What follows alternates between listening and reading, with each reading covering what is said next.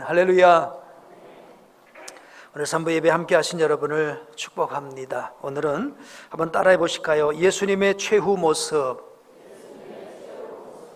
이런 제목으로 함께 은혜를 받으려고 합니다. 날씨가 많이 좀 선선해졌죠? 세월 앞에는, 시간 앞에는 날씨도 어쩔 수가 없는 것 같습니다. 이제 선선한 가을이 곧 오게 되겠죠. 자, 이렇게 시간 앞에서는 누구도 피할 수가 없는데, 자, 우리 예수님께서도 운명의 시간이 다가오셔서 예수님도 이제 숨을 거두시게 되는 그런 내용이 오늘 본문 말씀의 내용이 되겠습니다. 오늘 말씀은 예수님께서 몇 시간 동안 십자가에 못 박혀 계셨다고 그랬죠? 6시간이죠. 그렇죠? 6시간 동안 십자가에 못 박혀 극심한 고통을 당하신 후에 마침내 운명하시는 그런 내용에 관한 글이 오늘 본문의 말씀입니다. 자, 이 6시간 가운데 3시간이 지나고 우리나라 시간으로 12시쯤 되었을 때, 이때부터 갑자기 온 땅에 어둠이 임하였다 라고 본문은 말씀하고 있어요. 그리고 또 성전에 있는 휘장, 나중에 제가 좀 자세히 설명드리겠습니다만, 휘장이 위에서부터 아래로 한 가운데가 찢어지는 역사가 일어났습니다. 그리고 주님께서는 비로소 운명을 하시는데, 아버지여, 내 영혼을 아버지 손에 부탁하나이다 하고 이제 숨을 거두시게 됩니다. 그리고 주변에 있었던 사람들이 이제 하는 말들, 그런 태도들에 관해서 오늘 기록된 것이 오늘 본문의 말씀이 되겠어요. 지난 한 주간 이 말씀을 쭉 준비하면서 제가 이 말씀을 예수님의 이 죽으심에 관해서 생각을 해보면서 이런 한번 생각을 해봤어요. 자, 예수님께서는 이 세상에 살기 위해 오셨나요? 죽기 위해 오셨나요? 죽기 위해 오셨어요. 그렇죠? 내 목숨을 많은 사람의 대속물로 주려 함이로다. 예수님은 죽기 위해 오셨어요.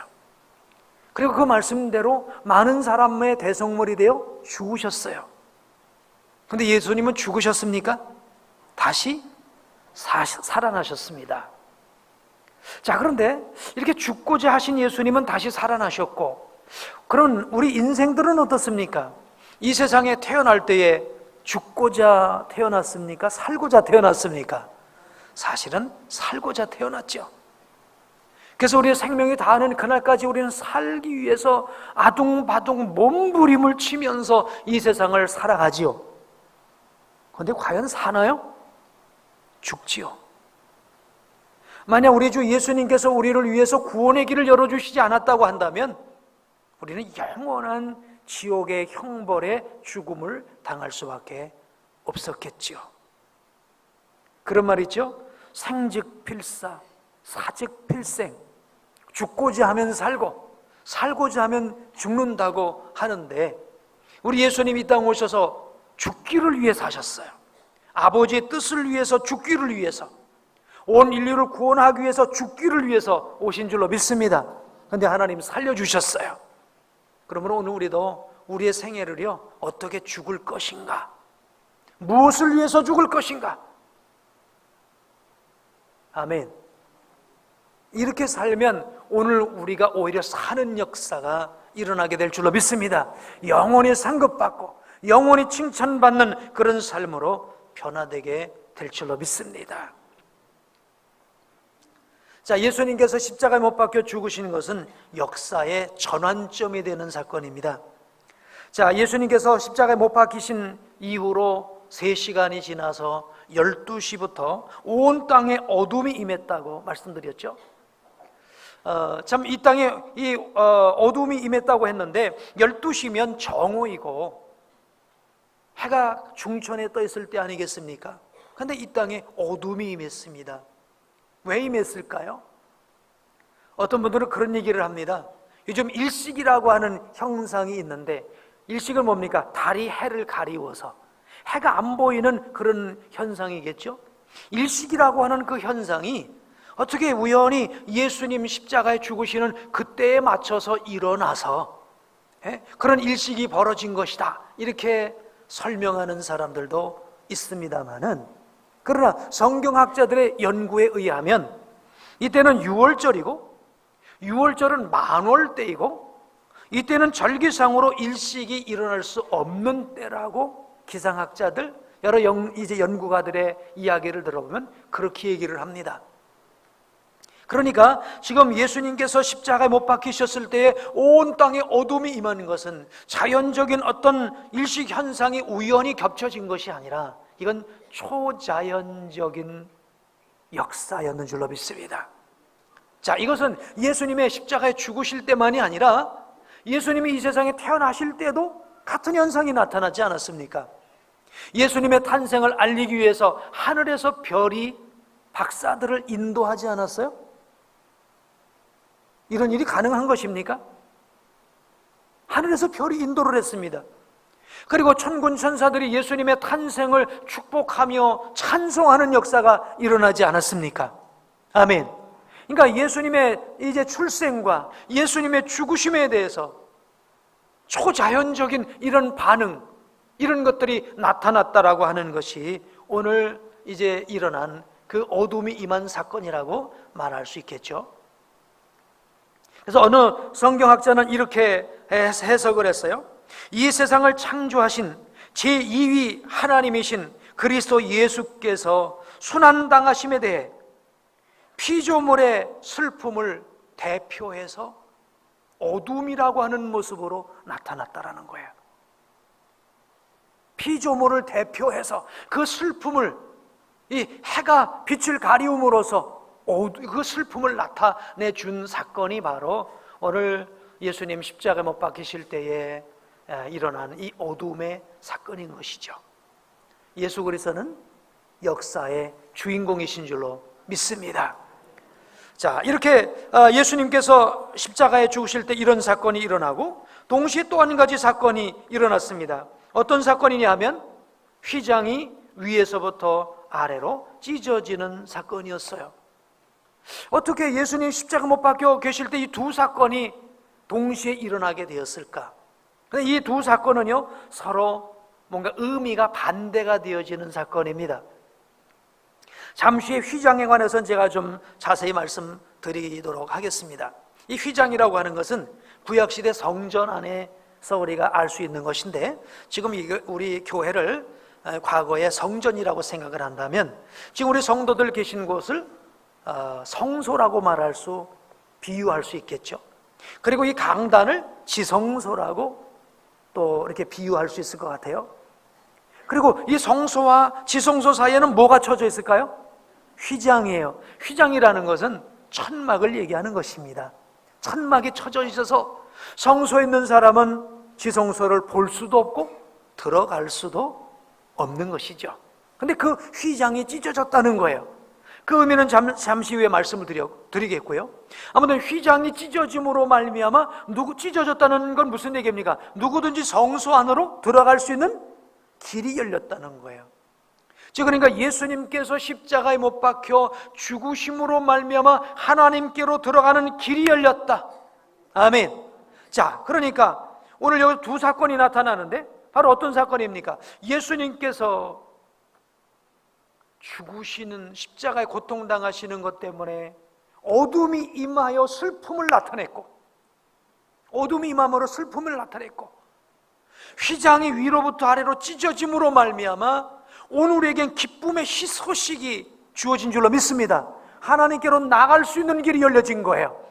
그러니까 십자가는요, 동시에 두 소식이 전해지는 거예요. 예수님 고난당하시는 것으로는 슬픔의 소식이요, 오늘 구원받는 우리에게는 생명의 소식인 줄로 믿습니다. 오늘 우리는 예수님 때문에 기쁠 수도 있고 슬플 수도 있어야 될 줄로 믿습니다. 아멘. 예수님 때문에 구원받는 것 때문에, 예수님으로 인해서 구원받는 것 때문에 기뻐해야 될 줄로 믿습니다. 예수 그리스도를 믿지 않는 이들 때문에 슬퍼해야 될 줄로 믿습니다. 늘 우리 속에 이런 두 감정이 경건하게 아름답게 겹쳐져서 우리 속에서 아름다운 열매가 맺혀질 수 있게 되기를 축복합니다. 자, 이 성전 휘장이 찢어진 것에 관해서는요, 마태복음과 마가복음에서는 이 성전 휘장이 위에서 아래로 찢어져 둘이 되었다라고 마태복음 27장 51절, 마가복음 15장 38절에 기록을 하고 있는데, 오늘 누가복음에는 어떻게 기록을 하고 있습니까? 가운데가 찢어졌다고 말하고 있죠. 그죠? 성소 휘장이 한가운데가 찢어졌다는 거예요. 이걸 종합을 해보게 되면 이 휘장이 찢어지는데 위에서 아래로 찢어지고 어떻게 찢어졌다는 거예요? 한가운데가 찢어졌다는 거예요. 위에서부터 아래로 한가운데가 완전하게 찢어진 거예요. 찢어지다 마는 게 아니라 완전히 찢어진 거예요. 이렇게 이제 성소의 휘장이 찢어졌다고 하는 것은 여러 가지 우리에게 메시지를 주고 있는 사건이 되겠는데요, 여긴 여러 가지 의미가 있어요. 첫 번째, 이런 의미가 있습니다. 한번 따라해 보실까요? 율법 시대가 끝나고 복음 시대가 열렸다. 율법의 시대가 끝나고 복음의 시대가 열렸다는 것을 휘장이 찢어지는 사건을 통해서 우리에게 말씀하고 계시는 것입니다. 율법 시대는 구약의 시대지요. 구약의 시대의 상징은 뭘까요? 제사지요. 제사입니다. 율법이라고 하는 건 제사를 통해 우리에게 말씀하고 있는데, 이 제사를 통해서 죄인된 우리들이 하나님 앞에 나가게 되죠. 근데 오늘 우리가 그냥 나갈 수 있습니까? 나갈 수가 없어요. 누굴 통해서 나가야 돼요? 제사장을 통해서밖에 나갈 수가 없어요. 그것도 이 성소 안에서는 가능한데 지성소는 또 들어갈 수가 없어요. 그 지성소를 들어갈 수 있는 것도 아무 때나 못 들어가죠. 1년에 단 한 번 들어가죠. 그때가 언제죠? 대속죄일이죠. 7월 14일 대속죄일에만 들어갑니다. 또 들어갈 때 누구만 들어갑니까? 제사장도 못 들어가요. 누구만요? 대제사장만 들어가요. 대제사장만이 휘장을 열고 그 안으로 들어가는데, 그곳이 얼마나 지성소, 지극히 거룩한 곳이기 때문에 거기선 조금만 잘못해도 죽음을 당할 수가 있지요. 그러니 제사장은 이렇게 옷소매에 방울이 달려 있어서 움직일 때마다 딸랑딸랑딸랑 하는 움직임의 소리가 들리게 되고요, 들어갈 때는 대제사장은 발목에다가 끈을 묶고 들어가게 됩니다.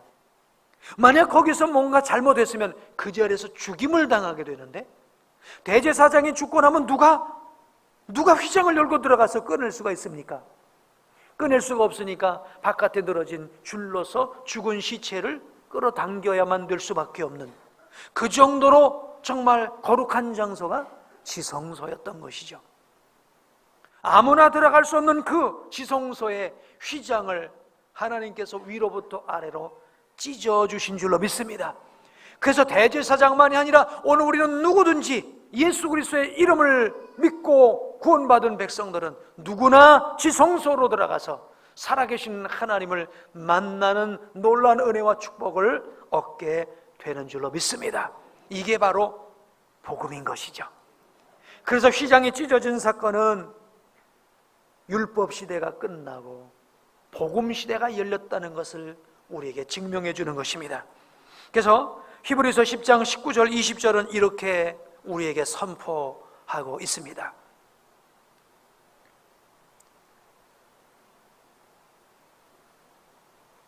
읽습니다. 그러므로 형제들아, 우리가 예수의 피를 힘입어 성소에 들어갈 담력을 얻었나니 그 길은 우리를 위하여 휘장 가운데로 열어놓으신 새로운 살 길이요 휘장은 곧 그의 육체니라. 예수님께서 십자가에서 살을 찢은 게 뭐예요? 휘장을 찢으신 거예요. 그래서 하나님께로 나갈 수 있는, 살 수 있는 길을 우리를 위해서 열어주신 줄로 믿습니다. 즉 예수님을 통해서 휘장이 찢어졌다는 것을 우리에게 말씀해주고 있는 것입니다. 또 두 번째로는요, 이 휘장이 찢어졌다는 것은 어떤 것이냐, 한번 따라해 보실까요? 하나님께서 새 길을 여셨다. 우리가 연 게 아닙니다. 여러분, 종교와 복음의 차이가 뭔지 아시나요? 종교와 복음의 차이? 종교란 이것입니다. 내가 길을 여는 것입니다. 내가 길을 열어가는 거예요. 아, 내가 착하게 살아서 구원받아야지. 그럼 종교예요, 복음이에요? 종교예요. 내가 착하게 살아서 구원받아야지. 그건 종교예요. 내가 열어가는 거예요. 내가 노력해서 가는 거예요. 내가 하늘을 간다면 기어서 올라가는 겁니다. 기어서 올라가는 거예요. 내 노력으로 가는 거예요. 그게 종교예요. 복음은 뭐예요? 하나님께서 열어놓으신 길을 가는 것. 아멘. 종교는 내가 구원의 길을 여는 것이고, 복음은 하나님이 구원의 길을 열어놓으신 것을 내가 가는 게 복음인 줄로 믿습니다. 그러니까 이제 하나님께서 이 휘장을 찢으시는데도 어디서부터 찢었다고요? 위로부터 아래로 찢으셨다는 거예요. 위로부터 아래로 찢으셨다. 위로부터 찢었다고 하는 그 의미는 하나님께서 찢으셨다는 겁니다. 아래로부터 찢은 건 사람이 찢는 거예요. 그러니까 아래로부터 찢는 것은 종교고, 위로부터 찢어지는 것은 복음인 것입니다. 그러니까 예수님께서 죽으심으로 말미암아 하나님께서 위로부터 이제 휘장을 찢으셔서 우리로 하여금 하나님께 나아갈 수 있는 길을 열어주신 것이죠. 그래서 예수님께서 내가 곧 길이요 진리요 생명이니 나로 말미암지 않고는 아버지께로 올 자가 없느니라, 이렇게 말씀하신 것입니다. 세 번째로는요, 휘장이 찢어졌다고 하는 건 이런 의미가 됩니다. 한번 따라해 보실까요? 성전 시대가 끝나고 교회 공동체 시대가 열리게 되었다. 아니, 그러면 성전은 뭐고 교회는 뭐야? 성전에서도 사람이 모였고 교회에서도 사람이 모였는데 목적이 틀려요. 오늘 이 자리에 계신 분도요, 성전에 모인 분도 있고요, 이 자리에 있는 분이 교회에 모인 성도도 있을 수 있어요. 역시 여러분 혹시 성전에 모였는지 교회에 내가 모였는지 한번 구분해 보십시오. 성전에 모인 사람은 어떤 사람이냐? 구원 받으려고 모인 사람이에요. 그럼 교회에 모인 사람은 어떤 사람이죠? 구원 받아서 모인 사람이에요. 이해되십니까? 예? 성전에 모인 사람은 오늘도 내 죄 문제를 해결 받으려고 모인 거예요. 오늘 내가 죄사를 드리고 죄사함을 받아도 또 죄를 지으면 어떻게 됩니까? 또 죄를 해결해야 돼요.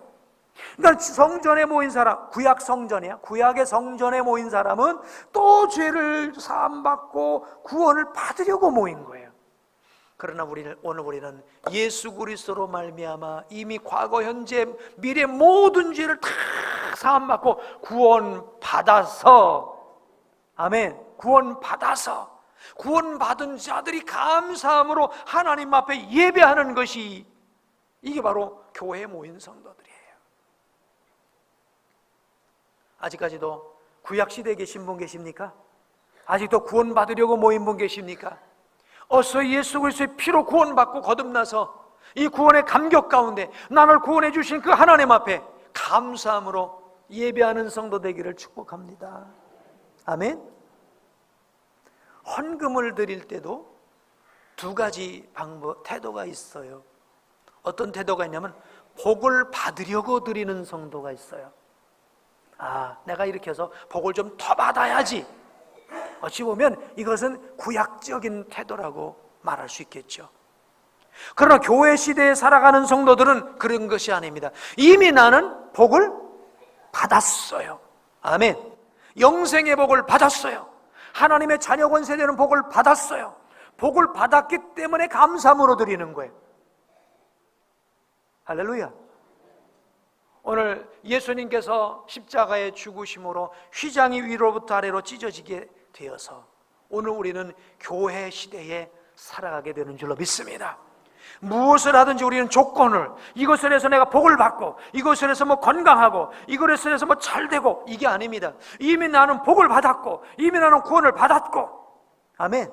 그래서 무엇이든지 할 수 있는 우리 성도가 되기를 축복합니다.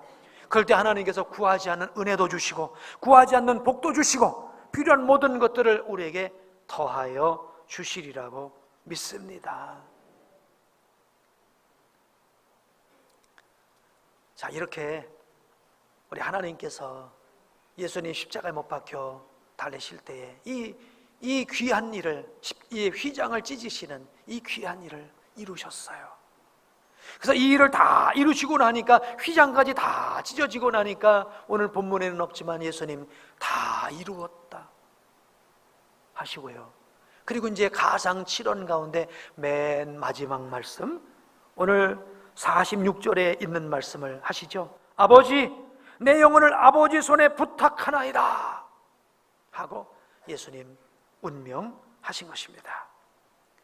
저는 예수님께서 이렇게 운명하신 이 모습을 보면서, 여러분 좀 기분 나쁠 얘기인지 모르겠지만 저나 여러분이나 다 죽을 날이 가까우지 않습니까? 뭐 기분 나쁘세요? 죽을 날이 가까운다 그러니까 뭐 중환자나 죽을 날이 가까우지, 뭐 우리 건강한 사람 뭐 죽을 날이 가까우냐고. 아니에요. 정말 하루하루 저벅저벅 우리에게 죽을 날이 가까우고 있잖아요. 언젠가는 우리는 내가 알지 못하는 그 순간에 주님 앞에 서게 될 줄로 믿습니다. 언제 우리가 주님 앞에 서게 되는 그날이 될지언정, 그때 예수님께서 말씀하신 것처럼 이렇게 말할 수 있게 되기를 축복합니다. 아버지여, 내 영혼을 아버지 손에 부탁하나이다. 아멘. 이 예수님의 이 말씀은 어떤 선언일까요? 전 보니까 이게 승리의 선언이에요. 아버지가 하라고 하신 일을 내가 다 했습니다.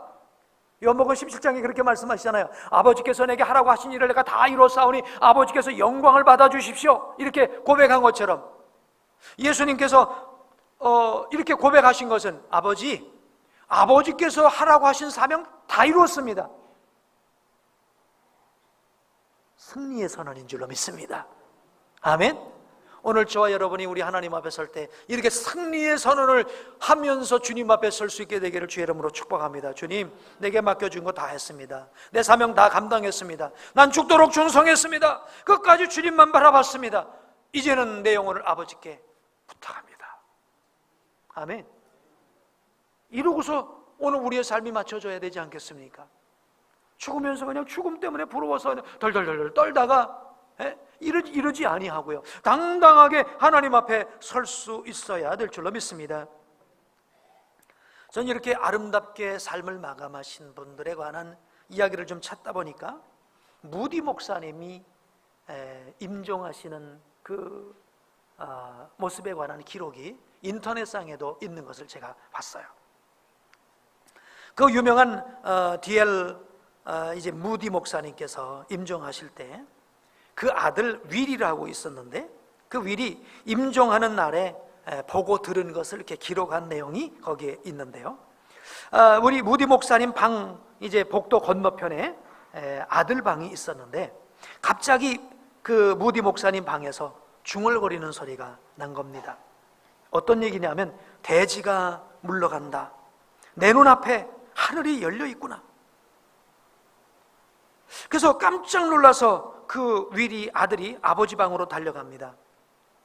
아버지가 계속 이야기를 하는데, 이것은 꿈이 아니다.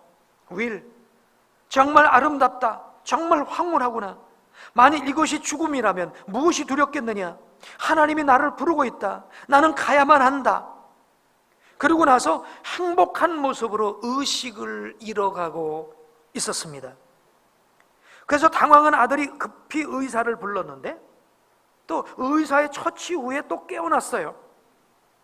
그는 자기 몸을 떠나서 세상 바깥으로 갔다가 왔다고 얘기하면서 이렇게 얘기를 합니다. 나는 천국의 문 앞에 갔는데 그것은 말할 수 없을 만큼 멋지고 아름다운 곳이며 애들도 만났어. 그리고 그는 천국에 먼저 간 사람들의 이름을 하나하나 열거하였답니다. 그러면서 마지막에 이렇게 외쳤습니다. 무엇으로도 더 이상 나를 붙잡아둘 수 없도다. 나를 태워갈 마차가 방 안에 와 있도다. 아멘. 이런 고백을 하면서 아주 평안한 모습으로 숨을 거두었다고 해요. 저는 오늘 저와 여러분, 우리 복된 교회 모든 성도님들이 이런 모습으로 마지막에 숨을 거두었으면 좋겠어요. 우리 어르신들의 소원이 뭔가 하고 물어보니까 자다가 죽는 거 자다가 편안히 죽는 거. 어떻게 사느냐가 아니라 이제는 어떻게 내가 잘 죽을 건가, 이것 때문에 기도 너무 많이 하시는 거 봐요. 근데 이 죽음에 관해서는 다 틀린 것 같아요. 왜냐하면 예수님께서도 그렇게 십자가에서 극심한 고난을 받으면서 죽으셨잖아요. 스데반 집사님은 어떻습니까? 돌에 맞아 그 고통을 느끼면서 스데반 집사님도 죽으셨잖아요. 그러나 오늘 여기 보면 이 무디 목사님 같은 분, 다윗 같은 분, 이런 분들은 정말 편안히 꿈을 꾸듯이 정말 황금마차에 타서 올라가듯이 이렇게 편안한 그런 최후를 마치셨어요.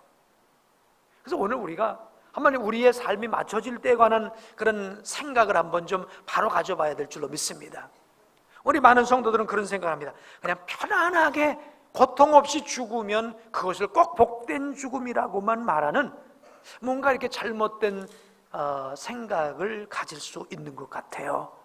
여러분, 고통 없이 죽는 것이 물론 복이긴 복이겠지만 고통 없이 죽는 것만 제일이 아닌 것입니다.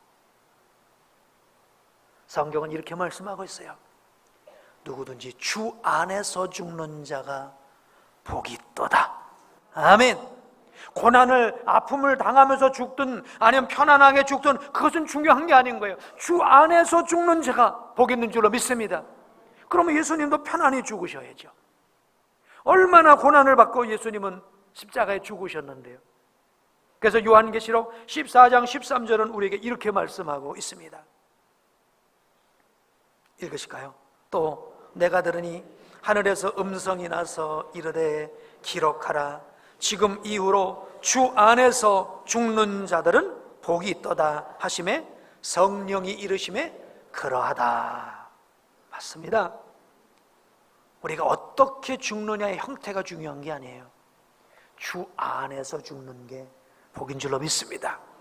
오늘 우리가 우리의 생명이 다하는 그날까지 주 안에서만 있으면 여러분은 어떤 모습으로 죽든 복 있는 자인 걸 믿으시기를 축복합니다.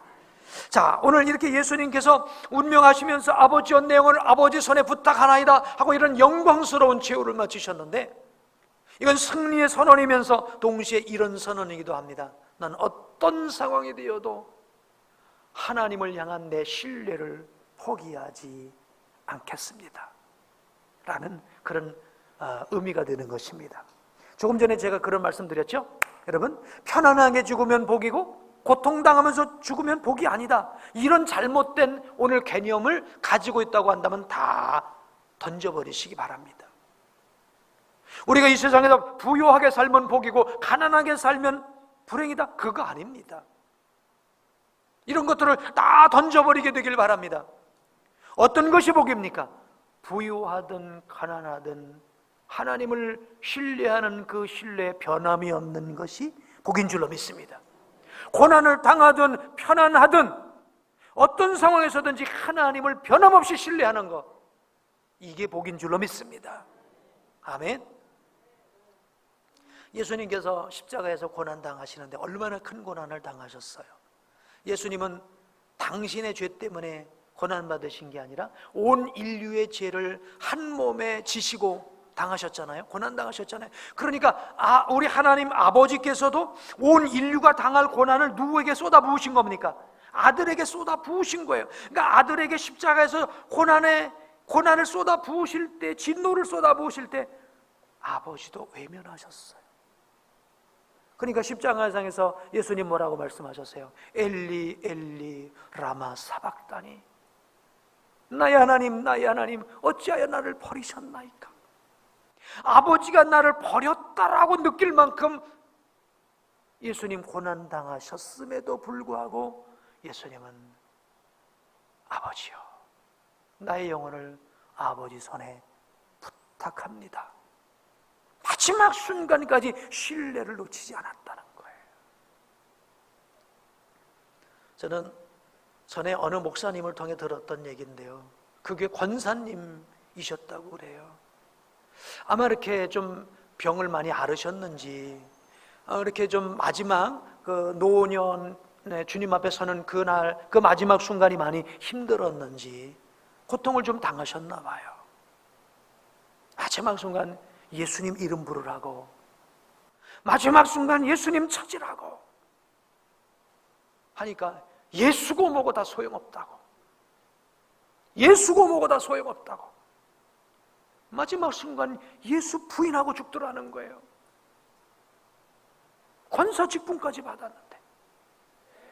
여러분, 우리가 어떻게 이 땅을 이제 힘들게 마쳤느냐, 편하게 마쳤느냐, 그게 중요한 게 아닙니다. 어떤 상황에서도 하나님을 향한 신뢰를 놓치지 않았느냐.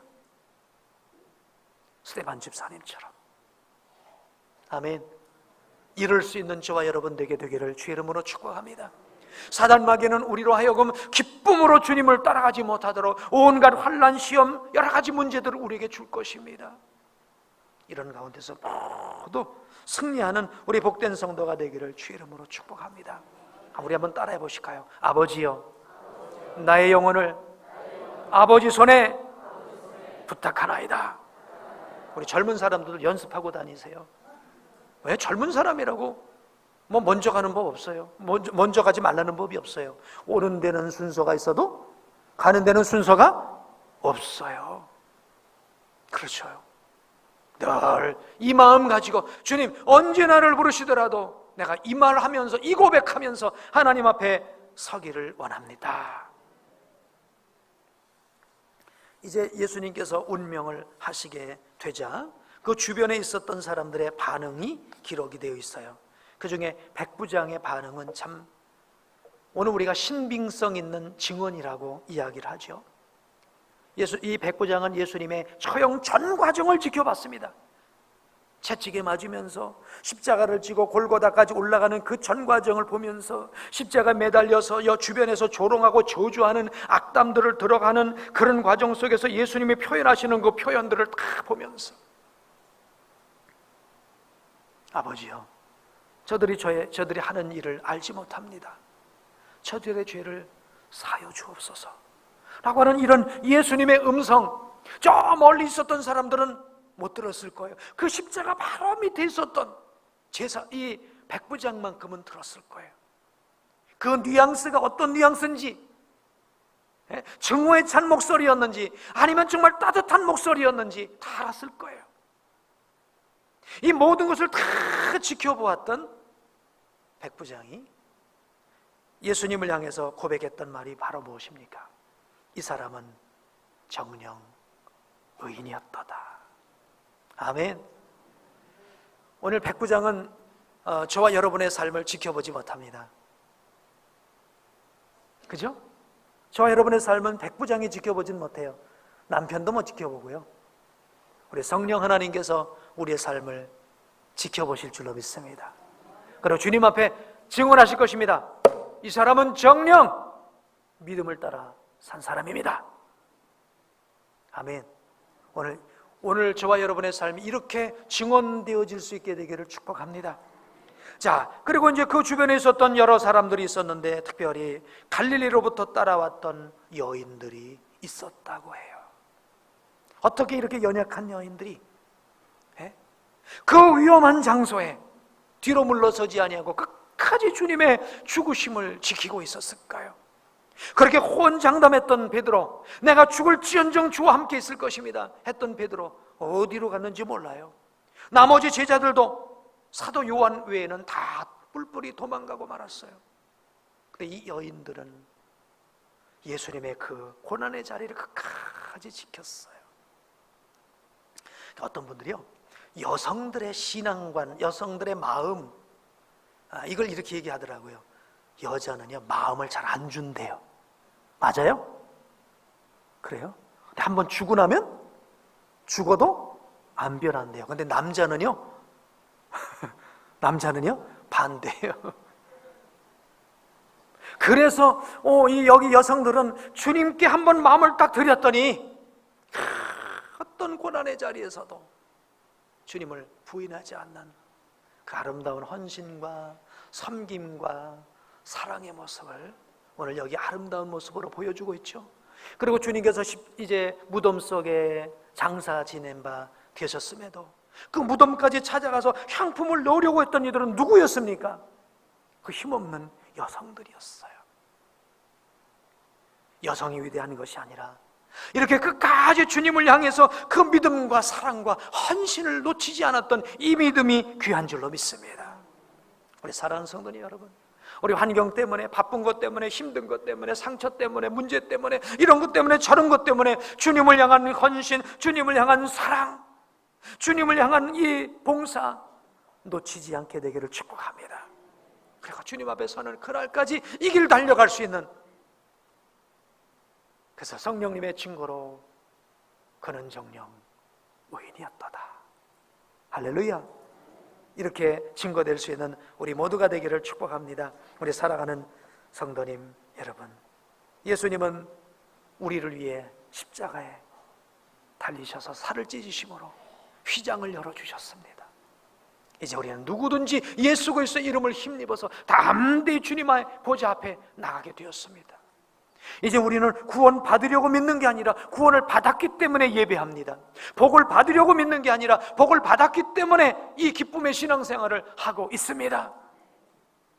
우리가 어떻게 살아가야 될까요? 이 여인들처럼 어떤 환경 가운데서도 나를 구원해 주신 그 하나님의 은혜 때문에 감사해서 끝까지 주를 향한 이 우리의 순결, 주를 향한 우리들의 아름다운 헌신을 버리지 아니하는, 그래서 주님 앞에 기억나는 우리 모두가 되기를 주의 이름으로 축복합니다.